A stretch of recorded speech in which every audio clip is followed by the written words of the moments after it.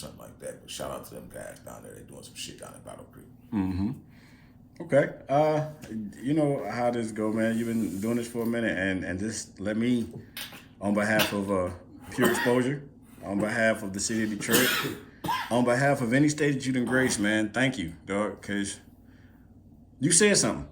And this was almost a year ago. I got to bring back some stuff to you. Yeah, we always be chopping it up. You always manage to hold on to one of the jewels I dropped. Yeah. So you said something to somebody. I don't even know if it's worth calling his name, but you said to him, "It's not what you say on the stage as a comedian. It's that shit that you walk off stage with you say to get you." How'd you put that? That'll get you fucked up. It was some shit like that, man. It's not the shit that you say right while you on stage that'll get you fucked up. It's shit that you say while you standing around waiting to go. Okay. On stage. That'll get you fucked up. So explain that real quick, bro. It just be sometimes your problems don't come from the stage. You know, your problems come from standing around with the audience. Mm-hmm. So I try to pretty much back myself out of I'm in one of them venues. I try not to be around the audience. I've been taught by some of the seasoned vets that I'm supposed to be out the way, you know, out of sight, out of mind, until it's time for you to go on. All right, so speaking of the seasoned ones, like, other than yourself, who have you, first, let me ask you this. What do you consider a seasoned vet? Fuck all that. Wait, you've been doing this for more than how many years now? I think I got 13. I think I got 13 in. Maybe 12. Okay. I think I got 12 in. Okay. The seasoned vets is the ones that I look up to, you know what I'm saying? It's not necessarily time, I guess. You know what I'm saying? I guess it is time. Okay.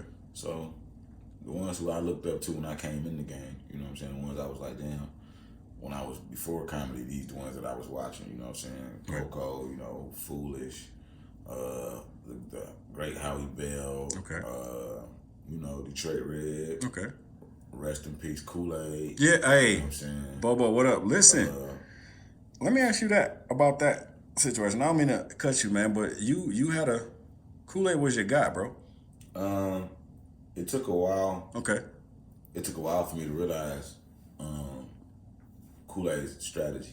Okay. Kool-Aid gave me the notion that he didn't like me the whole time when I first started comedy. He just gave me that notion that, you know, it wasn't, you know, but prior to Kool-Aid passing, me and Kool-Aid had a real chop it up down at Mandy's, real heart to heart, and he told me he just felt like I played with the comedy game because it was easy to me and this wasn't really what you know, so he felt like I was playing with it and I didn't exert myself enough. Right. And he saw more in me than I saw in myself, so that's why he treated me the way he did. Okay. So that was kind of a big eye opener to me because it's a lot of people that like I said, I take advice from and I listen to, you know what I'm saying? I take pride on what they say. You did his homegoing at Baker's too, didn't you? Yeah. That was, man, listen, bro, and the world need to know this. That was epic. That right there, it wasn't that in the wintertime too? Kool-Aid was my man. Kool-Aid did a lot for the comedy game in the city, man. A lot for us comedians coming up under him. He did a lot. He taught us a lot. He did not tell you when you didn't have it. He gave you your flowers. Okay. And you've done, talking about flowers, let me see. The pots that you done set in. Mandy's. Nigga, you did a backyard situation in Grand Rapids. It was a block party. Remember that? Yeah. Dude. That was Samoa. That was good looking on Ronnie Chanel and Brandon Quayshawn from up there, man. Good looking on Ronnie on, man. Ronnie, good looking on Ronnie Chanel on a lot of shit. I shout out Ronnie on a lot of shit because Ronnie reach out. Okay. He fuck with me heavy. I fuck with Ronnie heavy. Okay. So yeah, it was a backyard situation. Comedy ain't just the stage. Okay. Comedy is, laughter is key to a lot. You can do a lot with laughter. Laughter is relaxing. So people need laughter, and so you don't got to be on the stage. I did backyards, garages, basements, living rooms. I sat at the dinner table at Texas Day Brazil. Say what? where they want it, that's where you have it. Okay. So. Okay. What is the? Well, I can't even say this because you've done some of the things everywhere. Where? Give me 3 of your highlight shows, bro. That you be like, damn, I really got this shit going. Or was it sooner, like in the past, or just recently? I'm always gonna say, one of my biggest highlight shows was the first time I seen my name up on the marquee. Okay. Chanel, Ronnie? Chanel Ferris. Okay. Chanel Ferris was the first one to put my name up in lights. So that was one of my big shows. Shout out to Brandon Creshawn and Ronnie Chanel. Mm-hmm. I did the Wealthy Theater. We did a Netflix premiere down there at the Wealthy Theater a few years ago. Okay. Shout out to Brandon Quayshawn on that. Then my third biggest show,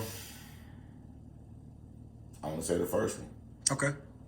I went on stage at the Death at the Funeral comedy contest, and shout out to Foolish on that. He was hosting.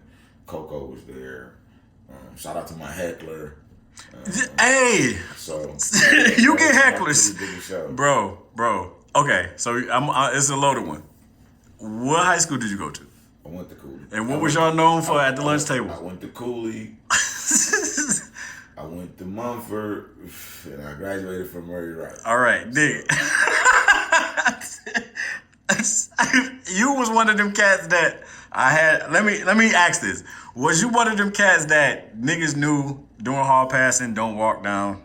No, I wasn't really a Joneser in high school. I mean, I had it because I was short, and everybody always had something to say, so I always have to have something to say back. Right. So, but I never was the one who went looking for it. I was just the one who had it if you brought it to me. So it wasn't never really, I'm about to blaze it. No, it wasn't like that. But if you came with that, you so short shit, then yeah, I'd tell your ass up. Say you so short Yeah, shit. you can't tell me what I already know. I live with this shit every day, man. So. Hey, so your theme music, dog. Come on, man. Come on. And if you don't coin it, somebody gonna come see you about this shit. I'm trying to, man. I'm reaching out to different people, trying to do some shit with the people who the shit is. Yeah. So I'm trying, man. Okay. It's clutch and it's classic. Yeah, man. If y'all ain't caught that, bro. If y'all folks ain't caught that, listen, World Detroit. Matter of fact, I'm gonna say this all the way to the Eastern Seaboard. Shout out to them niggas in Virginia, cause what y'all might not know,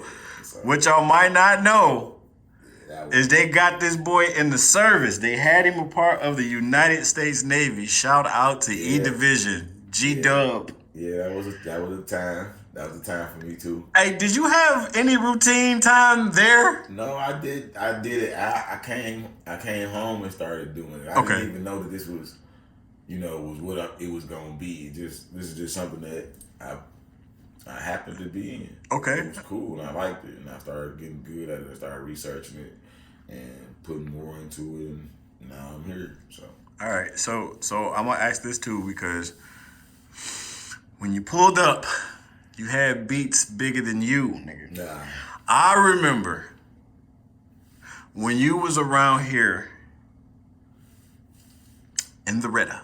Oh, yeah. That was in the Beretta. Yeah. Listen, y'all. Listen, that was the first thing I bought when I graduated boot camp in the service. Oh, yeah? I took that little Navy money and bought me a car. Okay. Yeah. Okay. Yeah, I remember that. You took that car from Detroit to fucking VA like you will. I bought it in Chicago. Okay. I drove it to Detroit. Man, I drove it to Virginia. I drove it back to Chicago. And then you rode that boy through Virginia. Yeah, I rode Yes, sir. VA. So. Yeah. It was a 94 Beretta GT. Okay. 5-speed stick.